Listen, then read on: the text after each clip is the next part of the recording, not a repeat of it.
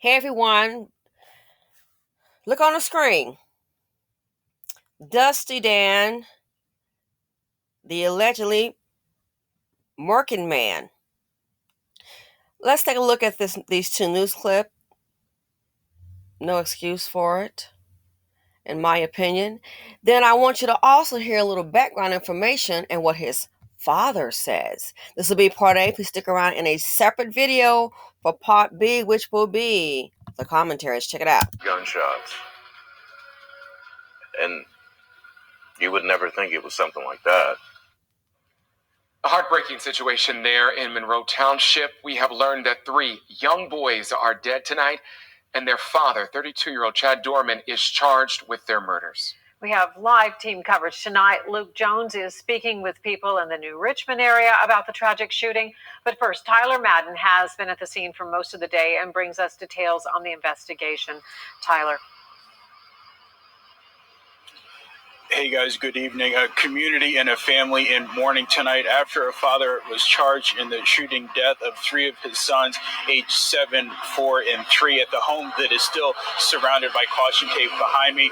Claremont County sheriffs say that the call came into them at around 4:15 Thursday afternoon to the home on Laurel Lindale Road, the gray house with the pool that can be seen from the Skyview 12 video. When deputies arrived, they found the 3 boys unresponsive in the yard, and the suspect, 32-year-old Chad Doerman, sitting holding a rifle. He surrendered without incident. A 4th victim, a 34-year-old woman, was shot in the hand and transported to the hospital with non-life-threatening injuries. The community is responding to this tragedy. New Richmond School Superintendent Tracy Smith saying in a statement, quote, "Our hearts are once again broken tonight as we yet again ask the community to lift up those affected by this horrible tragedy," end quote. And the district says that grief counselors will be available to students tomorrow at Monroe Elementary School. Reporting in Monroe Township, I'm Tyler Madden for Local 12 News. It's heartbreaking on this Father's Day weekend. No less. Doerman is charged with 3 counts of aggravated murder. He will face a judge at 10 tomorrow morning for arraignment. And our Luke Jones is also there in Claremont County for us tonight. Luke, I know this is a really tough time for that entire community.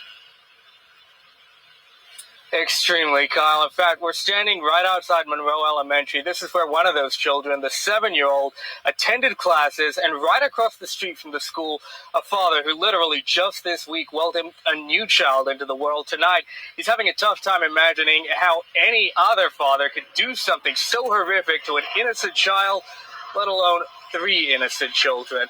Just a few miles away in New Richmond, folks also struggling to come to grips with this. Take a listen. They just should not be cut down like that. They should not. No father should ever even think about doing that to their children. It just leaves me somewhat speechless that someone can do that to their children. And online, we're reading comments from a lot of members of the community here. Some of them have kids at this school. I'm seeing a lot of prayers, thoughts and prayers. I'm seeing heart emojis. Okay, so we've seen that part. He's just speaking about that. Let's go ahead. I want you to hear what his father said.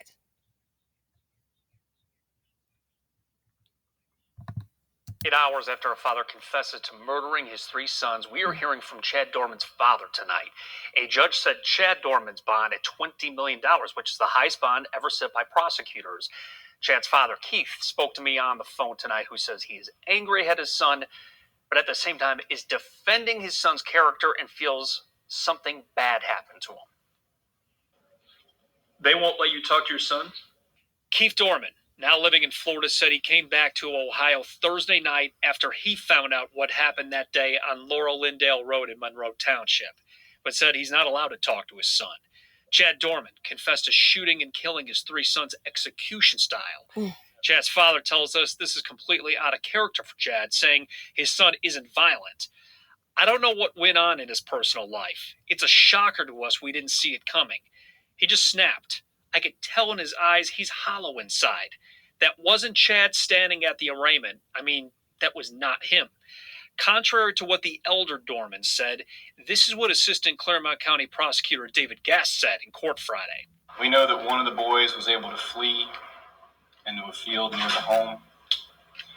And again, we know from his admission, father hunted that boy down, drug him back to the property, and executed him in front of witnesses. On Friday, we found out prosecutors charged Chad Doerman with domestic violence in 2010 for allegedly choking his father, but authorities dropped the charge. Keith Doerman told me he can't figure out why his son would have done this. A lot of stuff out there that could make you flip, and I don't think there's enough research on that, alluding to the possibility his son Chad could be suffering from mental illness, but also said, I don't know if it was financial, I don't know if it was marital, I don't know if it's work-related, I don't know. Keith defended his son, saying he was a good kid and a good father, but said, I don't want nobody to badmouth him because this is a terrible thing he did, and I'm angry at him for it, but there's something deeper inside. That's all it is. Okay, everybody, so you saw the two news clips here. Let's go ahead and get to the commentary, part B. Wow.